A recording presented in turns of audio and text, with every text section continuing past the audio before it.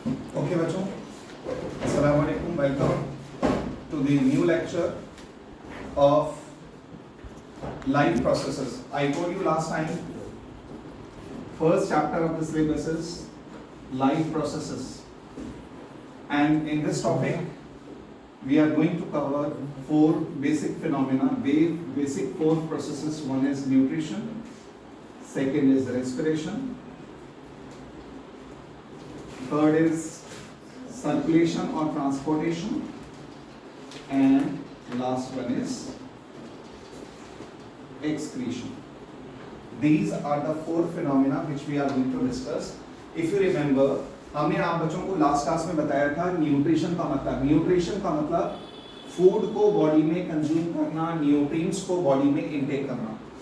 Food को जब हम बॉडी में कंज्यूम करते हैं तो उसको न्यूट्रिशन कहते हैं, और इस फूड के अंदर जो डिफरेंट कंपोनेंट्स हैं, जो डिफरेंट कॉन्स्टिट्यूएंट्स हैं, जो आपकी डाइट में प्रेजेंट होते हैं, आपकी बॉडी को चाहिए ग्रोथ के लिए, एनर्जी के लिए, उनको कहते हैं न्यूट्रिएंट्स। न्यूट्रिएंट्स आपको मालूम है, कार्बोहाइड्रेट्स का काम क्या होता है डाइट में?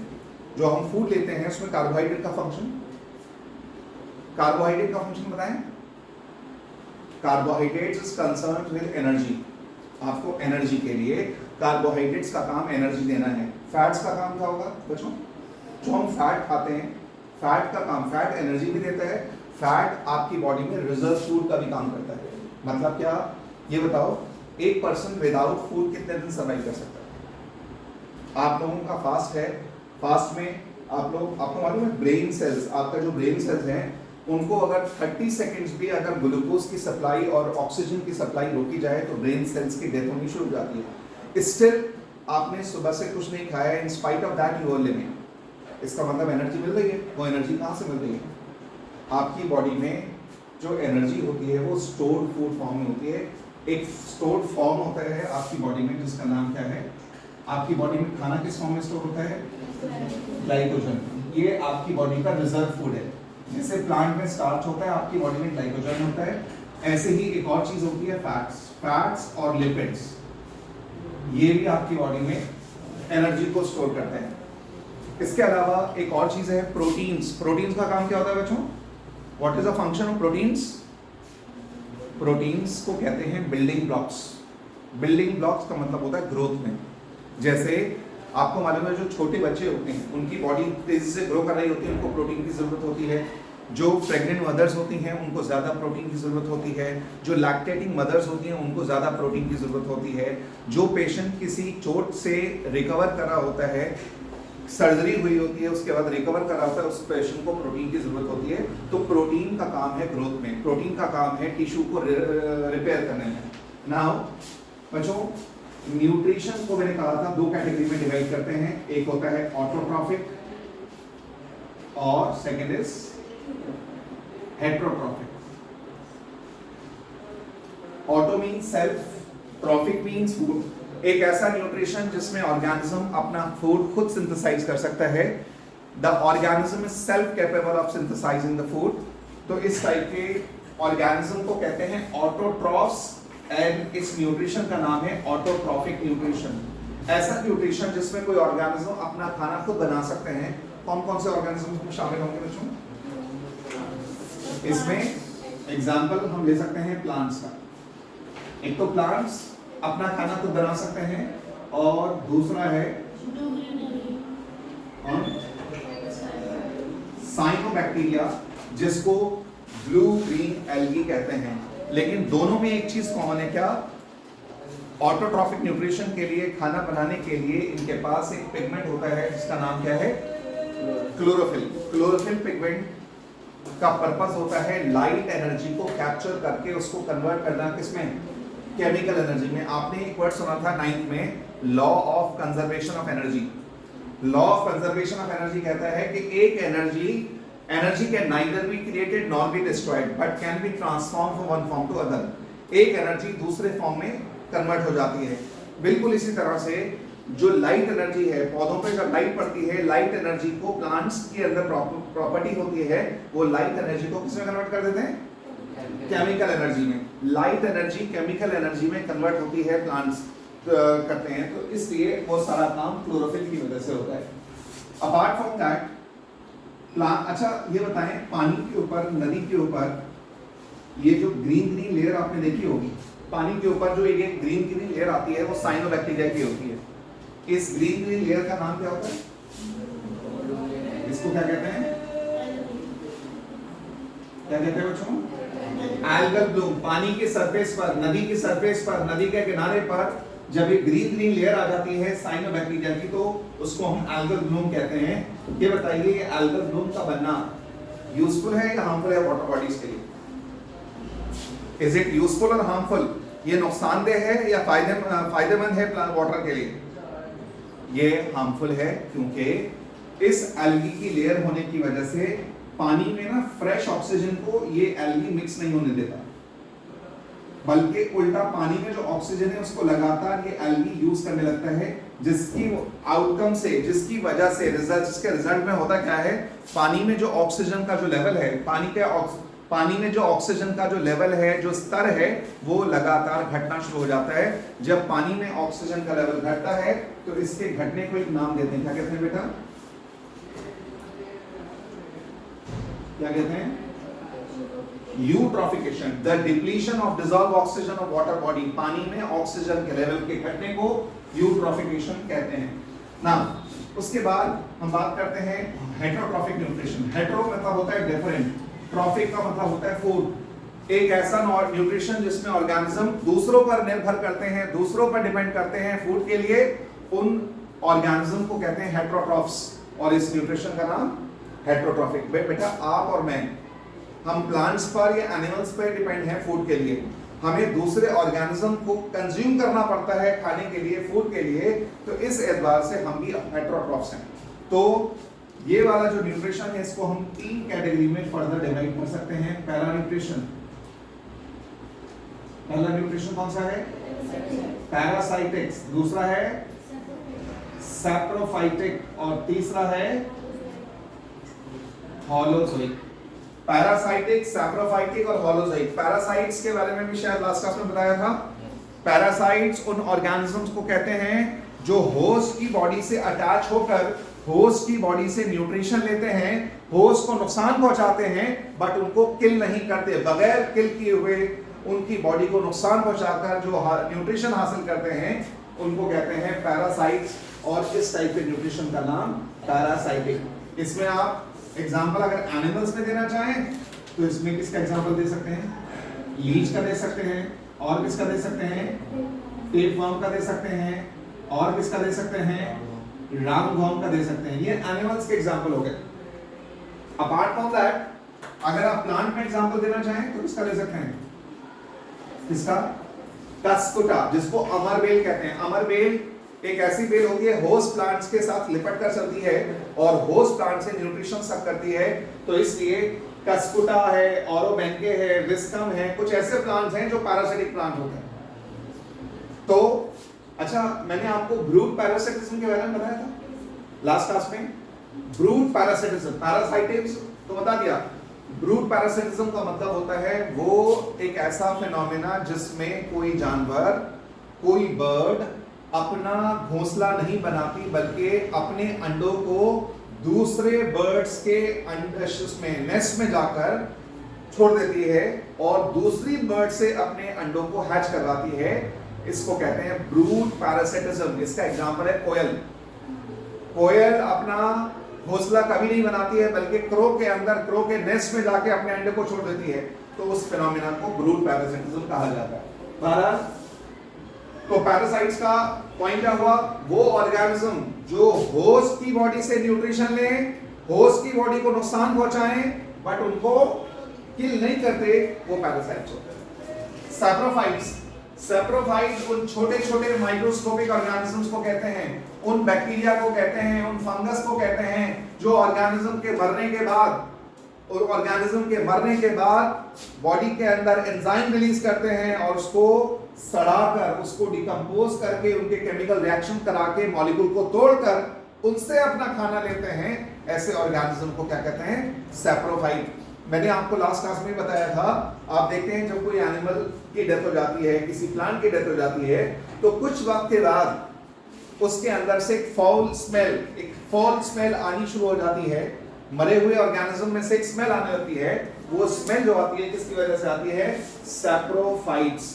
तो सैप्रोफाइट्स वो छोटे छोटे माइक्रोस्कोपिक ऑर्गेनिजम्स जो किसी ऑर्गेनिज्म के मरने के बाद उनसे न्यूट्रिशन लेते हैं, यानी those microscopic organisms which derive nutrition from the dead organic matter, किसी ऑर्गेनिज्म के मरने के बाद उनकी बॉडी से न्यूट्रिशन हासिल करने वाले छोटे छोटे माइक्रोस्कोपिक ऑर्गेनिज्म को सैप्रोफाइट्स कहते हैं। अब्दुल्ला, क्या हमारी बॉडी पे सैप्रोफाइट्स हैं अभी? Do we have saprophytes on our body? क्या हमारे जिस्म पे अभी सैप्रोफाइट्स हैं? तो हमारी बॉडी अभी डिकम्पोज क्यों नहीं हो रही? मरियम, हमारी बॉडी के ऊपर सैप्रोफाइट्स हैं या नहीं अभी? हैं। बहुत सारे सैप्रोफाइट आपकी और मेरी बॉडी के ऊपर भी हैं, लेकिन अभी आपकी बॉडी को डिकम्पोज नहीं कर पा रहे, क्योंकि अभी आपकी बॉडी में ब्लड सर्कुलेशन हो रहा है, और ब्लड सर्कुलेशन की वजह से व्हाइट ब्लड सेल्स का नाम सुना है? व्हाइट ब्लड कॉर्पसल्स, आपकी बॉडी का इम्यून सिस्टम लड़ रहा है उन माइक्रो ऑर्गेनिज्म को। The immune system is not allowing these micro organism to enter in your body. इन छोटे छोटे माइक्रोस्कोपिक ऑर्गेनिज्म को एंट्री बॉडी में नहीं मिल रही है because of your white blood cells, इसलिए हमारी बॉडी को डिकम्पोज नहीं कर पा रहे। लेकिन द मोमेंट एक एनिमल की या ऑर्गेनिज्म की डेथ हुई, ये जो सैप्रोफाइट जिस्म के ऊपर थे वो बॉडी के अंदर पेनिट्रेट करने लगते हैं, और पेनिट्रेट करने के बाद बॉडी को सड़ा के उनसे न्यूट्रिशन हासिल करते हैं। इस टाइप के न्यूट्रिशन का नाम सैप्रोफाइटिक न्यूट्रिशन। इसमें एग्जांपल किसका दोगे बच्चों? इसमें एग्जांपल लोगे बैक्टीरिया और फंगस। ज्यादातर फंगस सैप्रोफाइटिक नेचर के होते हैं, ज्यादातर। क्या कोई फंगस हमारे लिए यूजफुल भी हो सकता है? क्या फंगस हमारे लिए कभी यूजफुल भी हो सकता है? जोया, क्या कोई फंगस हमारे लिए यूजफुल हो सकता है? यूसुफ, कैसे? तो उससे हम एंटीबायोटिक्स बनाते हैं। और ईस्ट जानते हैं? ईस्ट, खमीरी रोटी, केक्स, ब्रेड, उसमें ईस्ट का इस्तेमाल होता है। East is a fungus, unicellular fungus है, तो वहां पर भी उसका एप्लीकेशन है। Apart from that, alcohol industries के अंदर जो अल्कोहल बनाई जाती है वो भी इससे बनाई जाती है। और इसके अलावा फंगस एक बड़ा कॉमन फंगस है जिसको आप लोग पिज्जा की फॉर्म में शक्ल में कंज्यूम करते हैं ज्यादातर, वो है मशरूम्स। मशरूम्स को लोग खाते हैं ना, मशरूम इज अ फंगस। तो हालांकि कुछ फंगल ऑर्गेनिज्म यूजफुल भी होते हैं, लेकिन ज्यादातर ये सैप्रोफाइटिक नेचर के होते हैं। अच्छा जी, उसके बाद होलोजोइक न्यूट्रिशन। होलोजोइक न्यूट्रिशन एक एडवांस न्यूट्रिशन को कहते हैं जिसमें कोई एनिमल, कोई ऑर्गेनिज्म कॉम्प्लेक्स फूड को बॉडी में इनटेक करता है, फिर उसको डाइजेस्ट करता है, फिर उसको एब्जॉर्ब करता है, और उसके बाद आखिर में अनडाइजेस्टेड चीजों को बॉडी से एक्सपेल आउट कर देता है, निकाल देता है। ये वाला न्यूट्रिशन कौन सा कहलाता है? होलोजोइक न्यूट्रिशन में कौन कौन से स्टेप्स आते हैं? देखो, एक होता है कौन सा? इंजेशन। इंजेशन का मतलब इनटेक करना, बॉडी में फूड को इनटेक करना। फिर होता है कौन सा? डाइजेशन। फिर होता है एब्जॉर्प्शन। फिर होता है इजेशन। इजेशन का मतलब एक्सपेल आउट करना, निकाल देना।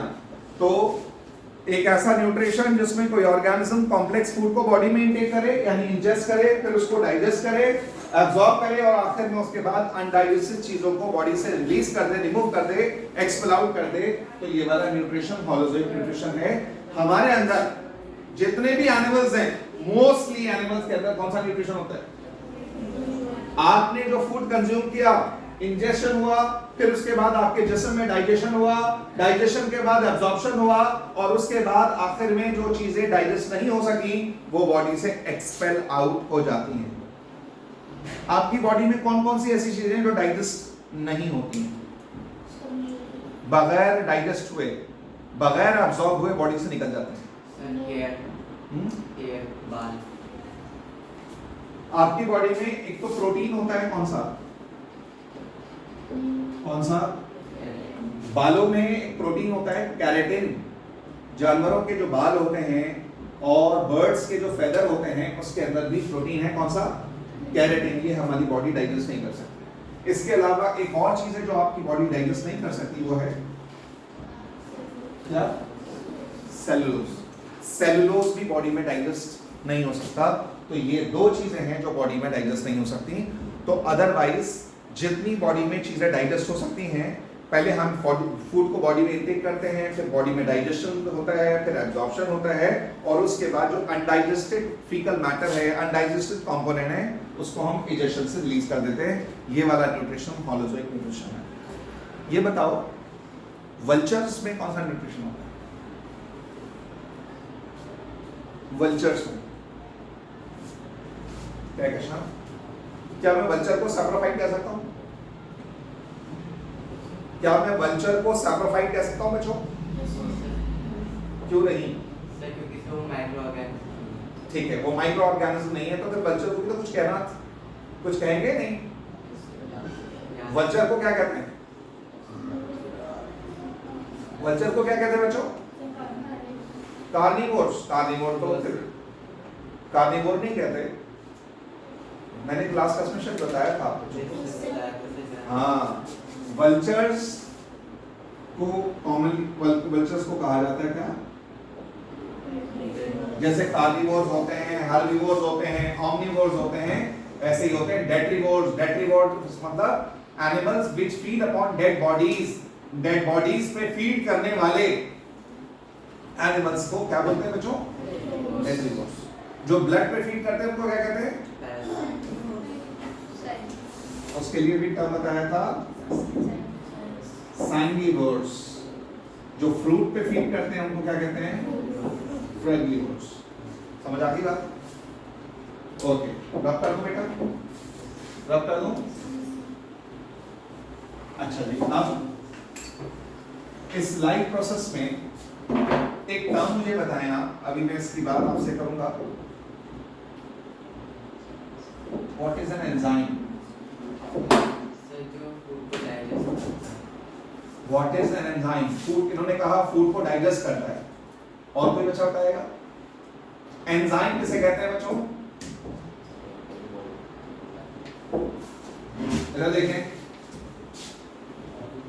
सपोज करो एक बीकर है, उसमें आपने दो रिएक्टेंट डाले ए और बी, और उसके बाद थोड़ी देर के बाद ये ए और बी कन्वर्ट हो गए किसमें? सी और डी में। ये रिएक्टेंट्स हैं, ये प्रोडक्ट्स हैं। मान लीजिए थोड़ी देर के बाद, 1 घंटे के बाद, 1 आवर के बाद आपने स्टार्टिंग में 1 घंटे पहले ए और बी डाले थे, लेकिन 1 घंटे के बाद इस बीकर के अंदर ए और बी खत्म हो गए और मिल रहा है सी और डी, यानी पूरी तरह से रिएक्टेंट प्रोडक्ट में कन्वर्ट हो गए। इसका मतलब इस रिएक्शन के होने में वक्त लगा है 1 घंटा। अब आपने इस रिएक्शन को दोबारा से स्टार्ट कराया, दोबारा से एक बीकर में ए और बी डाला, और इसके साथ एक आपने एक सब्सटेंस X ऐड कर दिया बाहर से। X सब्सटेंस को जब डाला तो वो रिएक्शन जो 1 घंटे में हो रहा था, अब वो रिएक्शन कितने टाइम में हो गया? 5 मिनट में हो गया। जो रिएक्शन पहले 1 घंटे में हो रहा था वो 5 मिनट में हो गया। किसकी वजह से? X की वजह से। तो X ने क्या किया? X ने ना तो रिएक्टेंट्स पे असर किया है, ना ही प्रोडक्ट पे कोई फर्क पड़ा है, सिर्फ रिएक्शन की जो स्पीड है वो फास्ट हो गई। तो जो एक ऐसा सब्सटेंस जो किसी रिएक्शन की स्पीड को बदल दे, ऑल्टर कर दे, एनहांस कर दे, ऐसे सब्सटेंस को क्या कहते हैं बेटा? क्या कहते हैं? इसको कहते हैं कैटलिस्ट। वो केमिकल, वो सब्सटेंस जो किसी रिएक्शन की स्पीड को बढ़ा दे, ऑल्टर कर दे, तो उसको हम कैटलिस्ट कहते हैं। और ऐसा कैटलिस्ट जो एक लिविंग ऑर्गेनिज्म के अंदर, प्लांट के अंदर, एनिमल के अंदर, इंसान की बॉडी में पाया जाए, तो उसको क्या कहते हैं बेटा? क्या कहते हैं? बायो कैटलिस्ट और एंजाइम। तो enzymes are also called biocatalyst, जो आपकी बॉडी के अंदर या एक लिविंग ऑर्गेनिज्म के अंदर जो रिएक्शंस हो रहे हैं उनकी स्पीड को बढ़ा देते हैं। आपको मालूम है आपके घर में आपकी मदर कोई चीज फूड कुक, कोई चिकन है, कोई फिश है, उसको फ्राई कर रहे हैं या रोस्ट कर रही हैं, उससे पहले उस फूड आइटम को मैरिनेट किया जाता है। जब आप मैरिनेट करते हैं, मैरिनेशन होता है, जब फूड आइटम को आप मैरिनेट करके रखते हैं तो आप उसमें कोई एंजाइम का इस्तेमाल करते हैं। वो एंजाइम का इस्तेमाल करने की वजह से वो मॉलिक्यूल ब्रेक डाउन हो जाते हैं और वो आसानी से गल जाता है। ये बताओ आप एक वक्त का फूड डाइजेस्ट करने में कितना वक्त लेती हैं? हमारी बॉडी की जो मशीनरी है, जो आपने लंच किया, आपने डिनर किया, आपकी बॉडी के अंदर वो कंप्लीट डाइजेस्ट होने में कितना वक्त लगेगा? हमारी बॉडी में तकरीबन 6 से 8 घंटे लगते हैं उस खाने को, उस फूड को पूरी तरह से डाइजेस्ट होने में। It takes about 6 to 8 hours। 6 से 8 घंटे में वो डाइजेस्ट हो पाता है। लेकिन अगर, और ये आपकी बॉडी में 6 से 8 घंटे में तब डाइजेशन हो रहा है जब आपकी बॉडी में जगह जगह एंजाइम्स हैं। देखो इधर, आपके सलाइवा में यहाँ पर एंजाइम, आपके स्टमक में एंजाइम, आपके इंटेस्टाइन में एंजाइम। ये एंजाइम की वजह से आप फूड को 6 से 8 घंटे में डाइजेस्ट कर पा रहे हैं। अगर बच्चों ये एंजाइम्स खुदा ने आपको और मुझे ना दिए होते तो एक वक्त के फूड को डाइजेस्ट करने में कितना वक्त लगा होता?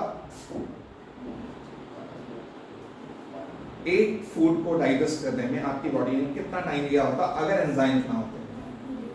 1 से 2 days। अगर तुम्हारी बॉडी में एंजाइम्स ना होते तो वो खाना जो अभी 6 से 8 घंटे में डाइजेस्ट हो रहा है, बगैर एंजाइम के कितने वक्त में डाइजेस्ट होता? यूसुफ, अब्दुल्ला, जियान? 1 से 2 दिन। जोया? 12 to 16 hours। आप बताएं क्या क्वेश्चन?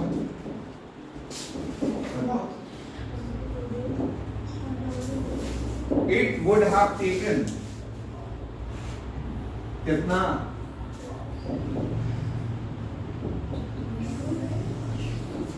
एक वक्त के फूड को डाइजेस्ट, एक मील को डाइजेस्ट करने में आपकी जिस्म में, आपकी बॉडी की मशीनें में 50 साल लग जाते अगर एंजाइम्स नहीं होते। वही काम 50 साल का वाला काम आप 6 से 8 घंटे में कर पाते हैं बिकॉज ऑफ एंजाइम्स। समझ आ रही बात? क्या एंजाइम्स ना होते तो उसके बगैर आप सस्टेन नहीं कर सकते। आपकी बॉडी में बहुत सारे जो रिएक्शंस हैं उनको, आपके आरबीसी में भी एंजाइम्स हैं, आपके एलिमेंट्री कैनाल में एंजाइम हैं, आपकी बॉडी में बहुत सारे एंजाइम्स अगर ना होते तो आपका सस्टेनेंस मुश्किल होता, जिंदा रहना मुश्किल हो जाता। तो इसलिए एंजाइम्स हमारी बॉडी के लिए बहुत जरूरी है। समझ आ रही बात? ओके, तो एंजाइम समझ आया बेटा क्या होते हैं? एंजाइम वो बायोकैटलिस्ट को कहते हैं। Enzymes are those biocatalyst which alter the rate of reaction, और speed of the reaction, जो रिएक्शन की स्पीड को बढ़ा देते हैं, तेज कर देते हैं। ऐसे जो बायोकैटलिस्ट हैं उनको हम एंजाइम्स कहते हैं। समझ आ गया यहाँ तक? ओके, अब इसके बाद हम बात करने वाले हैं किसकी?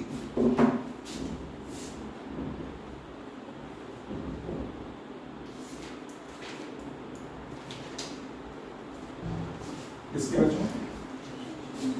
Nutrition in plants. प्लांट्स के अंदर न्यूट्रिशन की बात हम लोग आपको बताने वाले हैं। पौधों के अंदर, प्लांट्स में न्यूट्रिशन कौन सा होता है? आपको मालूम है प्लांट्स में मेन न्यूट्रिशन तो कौन सा है? ऑटोट्रॉफिक न्यूट्रिशन होता है, क्योंकि प्लांट्स के पास एक पिगमेंट है, कौन सा? क्लोरोफिल। बच्चों लेकिन ये नाम सुना है किसी बच्चे ने? नेपेंथिस थसियाना सुना है? इसको आम जबान में इस नाम से पुकारा जाता है। नहीं सुना? पेचर प्लांट, ये नाम सुना है?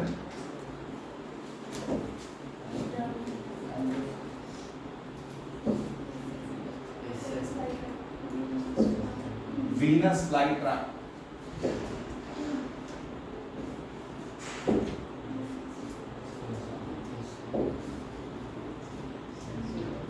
सनड्यू प्लांट, एक होता है यूट्रिकुलेरिया जिसको आम जबान में क्या कहते हैं, ब्लैडरवर्ट, निपेंथिस है, डायनिया है, ड्रोसेरा है, यूट्रिकुलेरिया है, ये सारे के सारे प्लांट इंसेक्टिवोरस प्लांट कहलाते हैं। यानी ये क्या करते हैं, इंसेक्ट्स को ट्रैप करके, इंसेक्ट को कैप्चर करके, इंसेक्ट्स को मारकर उनसे न्यूट्रिशन हासिल करते हैं। तो इन प्लांट्स को इंसेक्टिवोरस प्लांट कहा जाता है। तो ये बताइए, अगर आपके पास कोई इंसेक्टिवोरस प्लांट है, आप उसको किसी एक प्रोटेक्टेड माहौल में उसको रखते हैं और उसको आप इंसेक्ट्स प्रोवाइड नहीं करते, क्या होगा? क्या होगा अगर किसी प्लांट को इंसेक्ट्स नहीं मिले, इंसेक्टिवोरस प्लांट को अगर इंसेक्ट्स ना मिले तो क्या होगा? क्या कृष्णा बताइए? आप किसी प्लांट को एक ऐसे एनवायरनमेंट में रखते हैं जहां पर उस प्लांट को लाइट तो मिल रही है लेकिन इंसेक्ट्स नहीं मिल रहे, क्या होगा? अगर प्लांट को इंसेक्ट्स नहीं मिलेंगे तो बगैर इंसेक्ट्स के भी प्लांट जिंदा रहेगा, क्योंकि मेन न्यूट्रिशन प्लांट का कौन सा होता है? ऑटोट्रॉफिक, फोटोसिंथेसिस तो हो रहा है, लाइट तो बढ़ रही है, तो इसका मतलब प्लांट के अंदर मेन न्यूट्रिशन ऑटोट्रॉफिक होता है। लेकिन कभी कभार प्लांट्स अपनी नीड्स को फुलफिल करने के लिए, अपनी बॉडी के रिक्वायरमेंट्स को पूरा करने के लिए कभी कभार हेटेरोट्रॉफिक मोड का भी सहारा लेता है। अदरवाइज मेन न्यूट्रिशन प्लांट का ये वाला होता है, कौन सा? प्लांट का मेन न्यूट्रिशन ऑटोट्रॉफिक है। अब प्लांट के अंदर एक फिनोमेना है, इस फिनोमेना के बारे में आप लोग बहुत अच्छे से जानते हैं, क्या? फोटोसिंथेसिस। अगर हम इसको समझें, इस वर्ड को समझें, फोटो का मतलब होता है लाइट, सिंथेसिस का मतलब होता है बनना। तो इसका मतलब ये हुआ, जब प्लांट्स खाना बनाते हैं, जब प्लांट्स फूड सिंथेसाइज करते हैं, खाना मैन्युफैक्चर करते हैं, लाइट की प्रेजेंस में खाने की सिंथेसिस, लाइट की प्रेजेंस में फूड मैन्युफैक्चर करते हैं, इस प्रोसेस को फोटोसिंथेसिस कहते हैं। देखें, ये इक्वेशन है फोटोसिंथेसिस।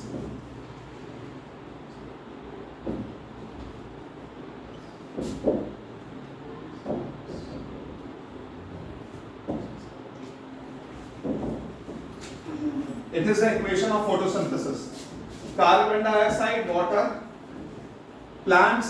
तो अगर हम इसको डिफाइन करें, the anabolic process in which plants manufacture their food by using carbon dioxide and water as raw material in presence of sunlight and chlorophyll, इस प्रोसेस को फोटोसिंथेसिस कहते हैं। दोबारा सुन लीजिए, the anabolic process in which plants manufacture their food in presence of sunlight and chlorophyll by using carbon dioxide and water as raw material। जब कोई plant अपना food, अपना खाना बनाते हैं, ग्लूकोज बनाते हैं, लाइट की प्रेजेंस में, क्लोरोफिल की प्रेजेंस में, by using carbon dioxide and water as raw material, इस प्रोसेस को फोटोसिंथेसिस कहा जाता है। ये बताओ बच्चों, इधर देखो, प्लांट में फोटोसिंथेसिस किस जगह होता है, किस ऑर्गन में होता है, किस पार्ट में होता है? जोया, प्लांट्स में फोटोसिंथेसिस किस जगह होता है, किस पार्ट में होता है? लीफ में होता है, स्टेम में होता है, रूट में होता है, कहाँ होता है? जी यूसुफ, कहाँ? क्या रूट में हो सकता है? रूट में हो सकता है? जोया, क्या प्लांट्स में फोटोसिंथेसिस रूट में मुमकिन है? आंसर है ज्यादातर प्लांट्स में फोटोसिंथेसिस लीव में होता है। ज्यादातर, major proportion of photosynthesis plant की लीव में होता है, लेकिन कुछ प्लांट के स्टेम में भी होता है और कुछ प्लांट की जड़ों में भी होता है, रूट्स में भी होता है। मैं आपको एक प्लांट का नाम बताता हूँ। एक प्लांट है बेटा, कौन सा? टीनोस्पोरा। टीनोस्पोरा एक प्लांट है। एक और प्लांट है ट्रापा। टीनोस्पोरा और ट्रापा एक ऐसे प्लांट हैं जिसकी जो जड़ें होती हैं ना, जो रूट्स होती हैं, वो आउटसाइड द ग्राउंड होती हैं। ग्राउंड के बाहर होती हैं और हरे कलर की होती हैं, यानी उनके अंदर क्लोरोफिल होता है। तो क्लोरोफिल की वजह से इन ऐसी रूट्स को बोलते हैं फोटोसिंथेटिक रूट्स। फोटोसिंथेटिक रूट्स होने की वजह से ये प्लांट्स, ये टीनोस्पोरा ट्रापा जो प्लांट है वो उसके अंदर खाना रूट में भी बनता है। बट अदरवाइज मेजर प्लांट्स में मेजर पार्ट्स जो मेनली रिस्पॉन्सिबल है जहां पर फोटोसिंथेसिस होता है वो कहां होता है बच्चों? लीव्स। प्लांट में मैक्सिमम फोटोसिंथेसिस का प्रोसेस लीव्स में होता है। समझ आ गई बात? क्लियर है बच्चों? ओके। अच्छा, अब ये बताइए, मैंने आपसे कहा प्लांट्स कार्बन डाइऑक्साइड वाटर को रॉ मटेरियल के तौर पे इस्तेमाल करते हैं। मैंने एक वर्ड इस्तेमाल किया एनाबॉलिक। एनाबॉलिक मतलब, एनाबॉलिक का मतलब होता है सिंथेसिस। जैसे आपने देखा छोटी छोटी ब्रिक्स को जोड़कर आप एक बड़ा स्ट्रक्चर तैयार करते हैं, तो बनाने के प्रोसेस को बोलते हैं एनाबॉलिक।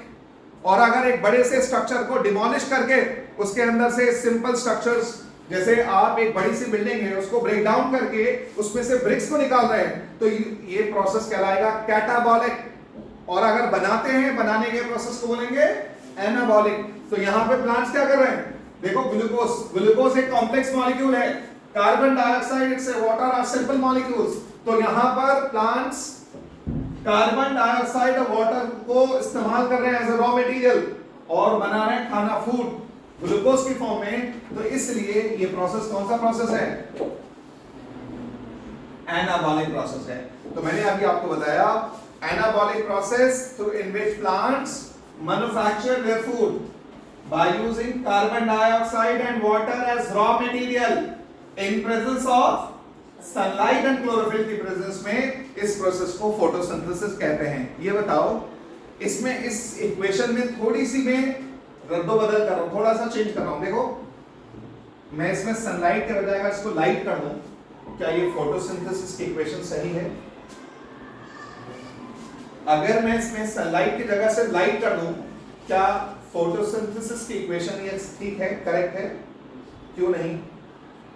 सनलाइट में से कई सारी रेज होती हैं। क्या ये फोटोसिंथेसिस की इक्वेशन सही है या नहीं? मतलब कोई भी लाइट में फोटोसिंथेसिस हो सकता है। मेरे बच्चों देखो, जो लाइट होती है ना, सनलाइट के अंदर एक तो होता है ये वाली लाइट, कौन सी? विबग्योर। इसको कहते हैं विजिबल लाइट, विजिबल स्पेक्ट्रम, जिसकी वेवलेंथ होती है 400 नैनोमीटर से लेकर 700 नैनोमीटर, 700 नैनोमीटर से लेकर 700 नैनोमीटर की वेवलेंथ। इस ये वाली जो लाइट है विजिबल लाइट है। इसके बियॉन्ड भी लाइट होती है, अल्ट्रावायलेट होती है, अल्फा रेज होती है, बीटा रेज होती है, गामा रेज होती है। इसके बियॉन्ड भी लाइट होती है, इंफ्रारेड होती है और बहुत सारी लाइट्स रेज होती हैं। लेकिन जो विजिबल लाइट होती है कौन सी है? विबग्योर। तो सनलाइट में दोनों तरह की लाइट है, विजिबल भी और इनविजिबल भी। तो आप प्लांट्स के अंदर फोटोसिंथेसिस करने के लिए जो लाइट चाहिए वो 400 नैनोमीटर से लेकर कितनी होनी चाहिए? 700 नैनोमीटर, 400 नैनोमीटर से लेकर 700 नैनोमीटर की लाइट चाहिए। आप वो लाइट अगर रूम के अंदर एक बंद कमरे में किसी आर्टिफिशियल सोर्स से भी प्रोवाइड करेंगे, फोटोसिंथेसिस मुमकिन है, फोटोसिंथेसिस होगा। जरूरी नहीं है सनलाइट ही हो, आर्टिफिशियल सोर्स से भी आप उस फोटोसिंथेसिस करा सकते हैं। प्लांट को आप लाइट देंगे, फोटोसिंथेसिस कराने के लिए अगर आप उसको लाइट दे रहे हैं तो बंद कमरे में फोटोसिंथेसिस हो सकता है, बनिस्बत प्रोवाइडेड आप उसको ये वाली ड्यूरेशन की, इस वाली वेवलेंथ की लाइट दे रहे हैं, जिसका नाम है, इसको कहते हैं क्या?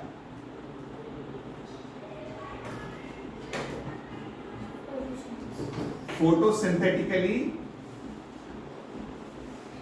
क्या कहते हैं? Photosynthetically active radiation. पौधों को जो लाइट चाहिए वो एक स्पेसिफिक वेवलेंथ की होती है जो 400 नैनोमीटर से लेकर 700 नैनोमीटर की होती है। ये लाइट अगर आप एक बंद कमरे में किसी आर्टिफिशियल सोर्स से देंगे तो भी फोटोसिंथेसिस होगा। समझ आ रही है बात? दूसरी बात, एक चीज और बच्चों, प्लांट्स को लाइट फोटोसिंथेसिस के अलावा और किसी मकसद के लिए चाहिए होती है। पौधों में लाइट की जरूरत फोटोसिंथेसिस के अलावा किसी और मकसद के लिए भी चाहिए होती है। आप लोगों को 9th में बताया था मैंने। आजकल बाजार में मैंगो अवेलेबल है, वाटरमेलन अवेलेबल है, मस्क मेलन अवेलेबल है। जनवरी में क्यों अवेलेबल है? सर फोटो पीरियड के फोटो पीरियड। आजकल आप देख रहे हैं गर्मी जब आ जाती है तो दिन लंबा हो जाता है, रात छोटी हो जाती है, और विंटर में दिन छोटा होता है, रात लंबी होती है, तो लाइट का जो ड्यूरेशन होता है वो चेंज हो जाता है। तो ड्यूरेशन ऑफ लाइट जब पौधों के अंदर ये डिसाइड करता है कि उसमें फूल आएंगे या नहीं आएंगे, इस फिनोमेना को एक नाम देते हैं। क्या कहते हैं बेटा?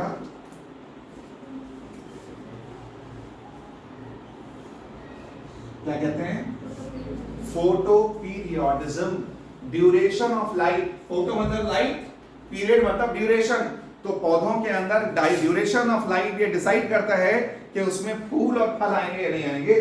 जितने भी प्लांट्स में आजकल फल और फूल आ रहे हैं, सब्जियां आ रही हैं, वो ड्यूरेशन ऑफ लाइट पर डिपेंड करता है। इसलिए याद करिए, मैंने आपको बताया था रबी क्रॉप एंड खरीफ क्रॉप्स, याद है? भूल गए? रबी क्रॉप्स एंड खरीफ क्रॉप्स। तो वो जो रबी क्रॉप्स हैं वो कब होती हैं? विंटर सीजन की जो क्रॉप्स होती हैं वो रबी क्रॉप्स होती हैं, और अब जो समर्स में रेनी सीजन में होती हैं वो खरीफ क्रॉप्स होती हैं। तो वो ड्यूरेशन ऑफ लाइट पे डिपेंड करता है। इस फिनोमिना को फोटो पीरियोडिज्म कहते हैं। तो लाइट की जरूरत प्लांट्स को फोटोसिंथेसिस के लिए, खाना बनाने के लिए चाहिए, और ड्यूरेशन ऑफ लाइट डिसाइड करता है कि उसमें फूल आएंगे या नहीं आएंगे। इस फिनोमिना को फोटो पीरियोडिज्म कहते हैं।